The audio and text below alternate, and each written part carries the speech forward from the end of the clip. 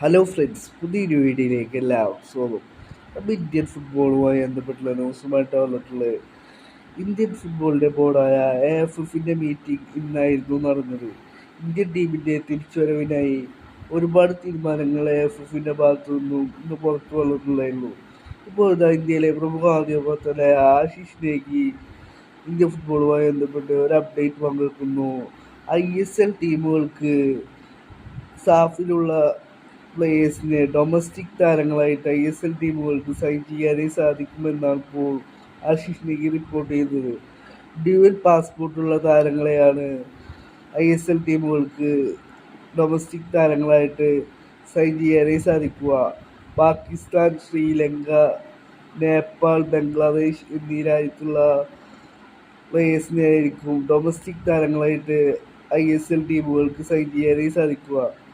ISL ടീമുകൾ വരും ദിവസങ്ങളിൽ ഈ ഒരു നിയമത്തിന് എങ്ങനെയായിരിക്കും നോക്കിക്കാണുക എന്നുള്ള ആകാംക്ഷയിലാണ് ഇന്ത്യൻ ഫുട്ബോൾ പ്രേമികൾ.